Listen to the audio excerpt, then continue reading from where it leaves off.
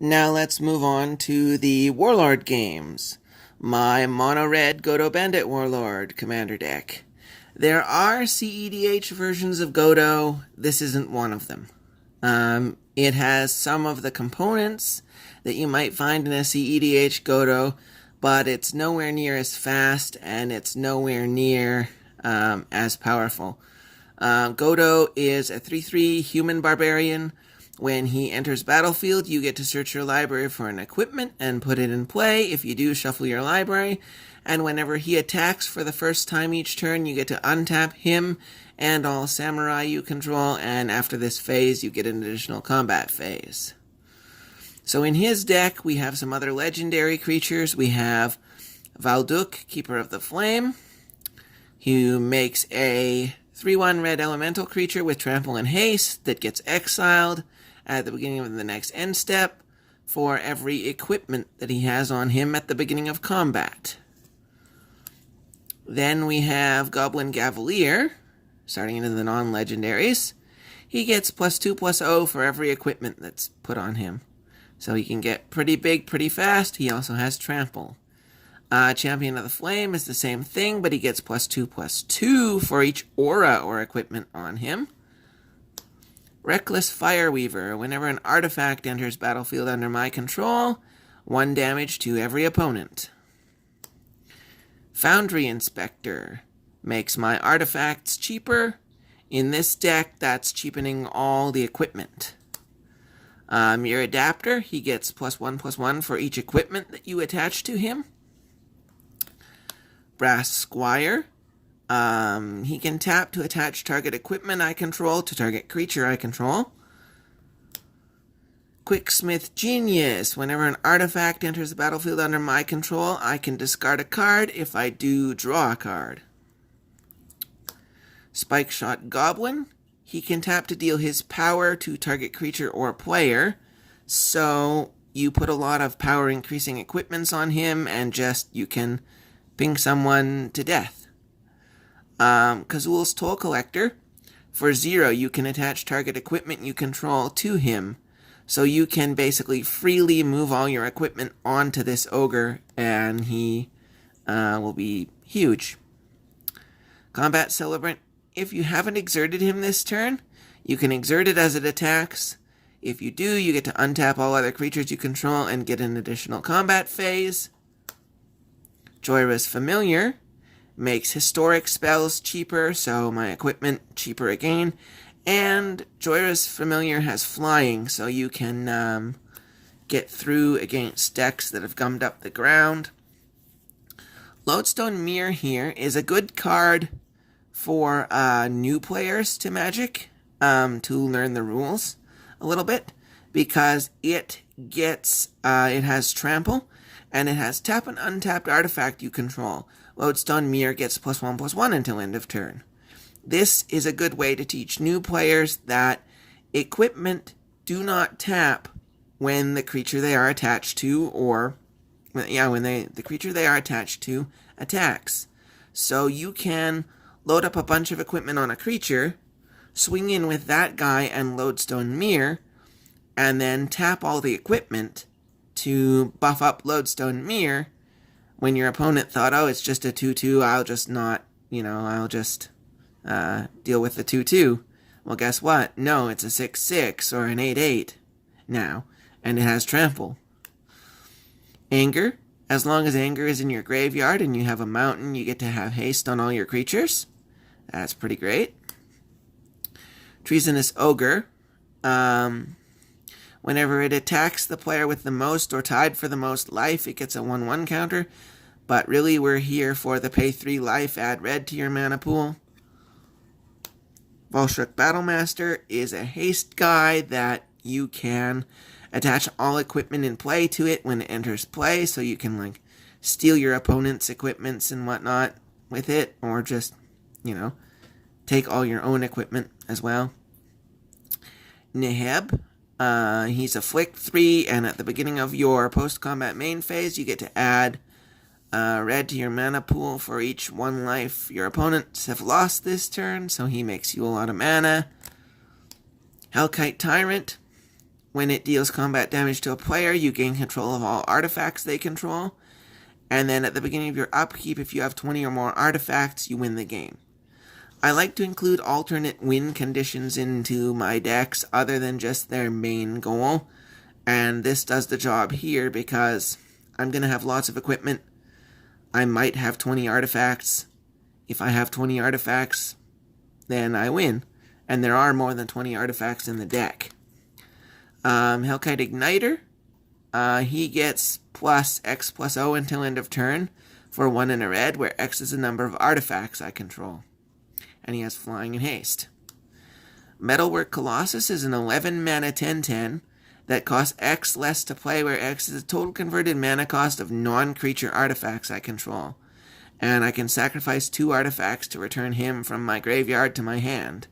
So, with all my equipment being non-creature artifacts, the casting costs can help me to pay for a cheap 10/10. Furnace of Wrath here is double all damage assigned to any creature or player. Dictate of the Twin Gods is the same thing, but it has flash, and it costs a little bit more mana. Magma Jet is 2 damage to target creature or player, and we get to scry 2. Annihilating Fire, 3 damage to target creature or player. If a creature dealt damage this turn would die, you exile it instead. Savage Beating is the only time in the history of Magic that they have put the words extra combat or additional combat phase on an instant.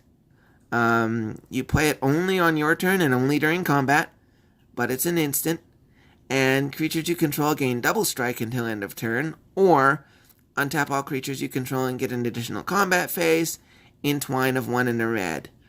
You'll see why it's in here a little bit later. Vandal Blast, destroy target artifact you don't control. Overload, so you can overload it and destroy all artifacts you don't control. Faithless Looting, draw 2 cards, then discard 2 cards with flashback. Fireball, you can just deal a bunch of damage to someone. Mizium Mortars, 4 damage to target creature you don't control. Overload. Seize the Day, additional combat phase after this one, followed by an additional main phase, and you get to untap target creature, and it has flashback. Reforged to the Soul is a miracle, and it is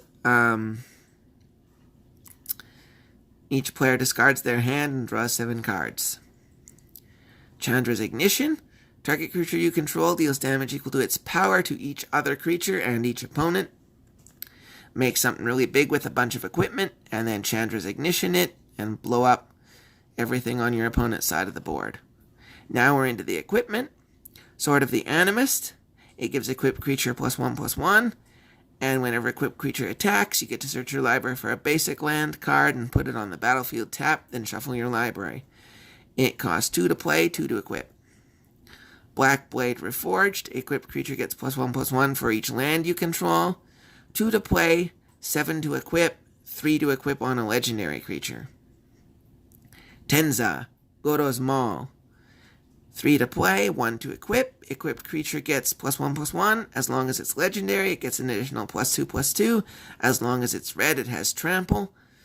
And it's just very flavorful for Godo to have his own maul. Helm of Kaldra. Equipped creature has first strike, trample, and haste. And it's 3 to play, 2 to equip.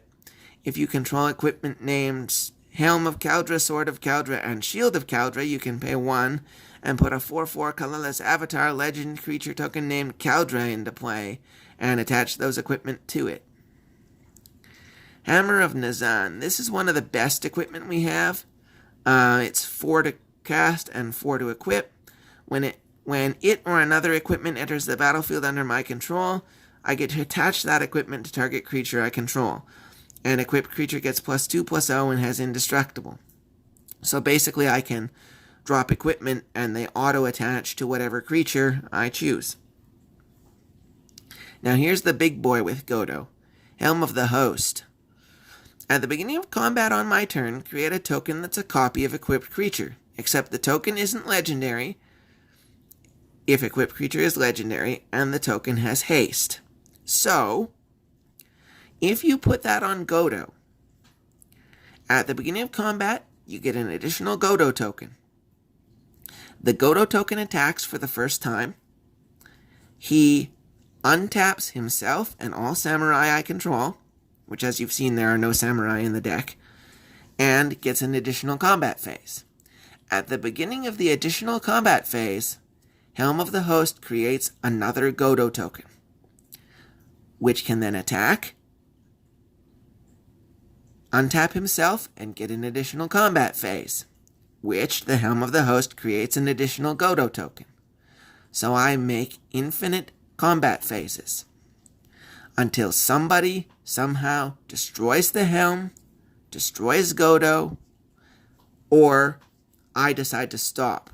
Because obviously if somebody has, say, I don't know, a fog bank, they could theoretically indefinitely block my 3/3s with their fog bank, and I would at some point have to stop making combat phases with 1 billion 3/3s on the table and wait till next turn when I could attack with all 1 billion 3/3s.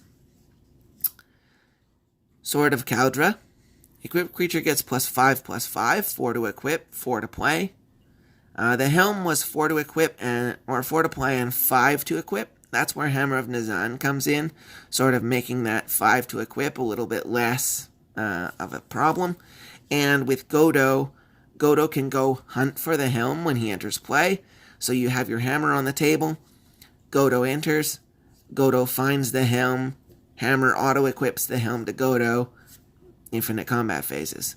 So this is 4 and 4, and its equipped creature has 5/5, and whenever equipped creature deals damage to a creature, remove that creature from the game. The Shield of Caldra. Equipment named Sword of Caldra, Shield of Caldra, and Helm of Caldra are indestructible, and so is equipped creature. 4 to play, 4 to equip. Explorer's Scope. 1 to play, 1 to equip. Whenever equipped creature attacks, look at the top card of your library. If it's a land card, you can put it on the battlefield tapped. Golem Skin Gauntlets. 1 to cast and 2 to equip. Equipped creature gets +1/+0 for each equipment attached to it. Masterwork of Ingenuity. 1 to cast, and it enters as a copy of any equipment on the battlefield. So, a second Golem Skin Gauntlets, a second Helm of Caldra, a second Shield of Caldra, a second Helm of the Host if you want. Bloodforged Battle Axe gives +2/+0 to equipped creature. It's 1 to cast and 2 to play, and whenever equipped creature deals combat damage to a player, you get a token that's a copy of the axe. Swiftfoot Boots gives hexproof and haste, and it's 2 to cast and 1 to equip. Executioner's Hood. It gives Intimidate. It's 2 to cast and 2 to equip. Lightning Greaves gives haste and Shroud. It's 2 to cast and 0 to equip. So you can give something Shroud, and then if you want to put more equipment on it, you can pay 0, move the Lightning Greaves to another creature, and then do your other equipping, and then 0 to move the Lightning Greaves back. Mask of Memory. When equipped creature deals damage to a player, you can draw 2 cards. If you do, you discard a card from your hand. Strata Scythe. When it enters the battlefield, search your library for a land card, exile it, then shuffle your library. 3 to cast, 3 to equip. Equipped creature gets +1/+1 for each land on the battlefield with the same name as the exiled card. Quietus Spike is 3 to play, 3 to equip, gives equipped creature Death Touch, and when equipped creature deals damage to a player, they lose half their life rounded up. Sword of Vengeance. Equipped creature gets +2/+0, has First Strike, Vigilance, Trample, and Haste. It's 3 to cost and 3 to equip. Loxodon Warhammer is 3 to cast and 3 to equip, and equipped creature gets +3/+0, has Trample and Lifelink. Spellbinder. This is the reason that Savage Beating is in the deck. When Spellbinder comes into play, you can remove an instant card in your hand from the game, And whenever equipped creature deals damage to a player, you get to copy that instant and play the copy without paying its mana cost. So this was a way to get infinite combat phases into the deck before Helm of the Host was a thing. And Spellbinder is 3 to cast and 4 to equip. Assault Suit is 4 to cast, 3 to equip. Equipped creature gets +2/+2 and has haste. Can't attack you or a planeswalker you control, and can't be sacrificed. At the beginning of each opponent's upkeep, I can have that player gain control of equipped creature until end of turn. If I do, untap it. And it's 4 to cast, 3 to equip. Grafted Exoskeleton, equipped creature has +2/+2 and infect. And it's 4 to cast, 2 to equip. Whenever Grafted Exoskeleton becomes unattached from a permanent, sacrifice that permanent. Argentium Armor, 6 to cast, 6 to equip. Equipped creature gets +6/+6, and when it attacks, destroy target permanent. Sol Ring, it's a mana rock. It makes 2 mana. Crawl Space, no more than 2 creatures can attack you each combat for 3 mana. Coercive Portal here is 4 mana, Will of the Council. At the beginning of your upkeep, starting with me, each player votes for Carnage or Homage. If Carnage gets more votes, sacrifice Coercive Portal and destroy all non-land permanents. If Homage gets more votes, or the vote is tied, I get to draw a card. So do you want to blow up the board? Or do you like what you have and want to give me additional cards? Your choice. Conjurer's Closet. Beginning of my end step, I can exile target creature I control, then return it to the battlefield under my control. So this is so that I can blink Godo and go fetch more equipment.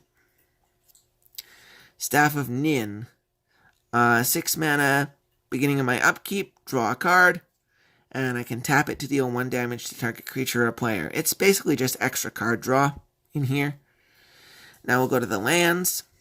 Myriad Landscape, it enters tapped, it makes colorless. You pay 2, you sacrifice it.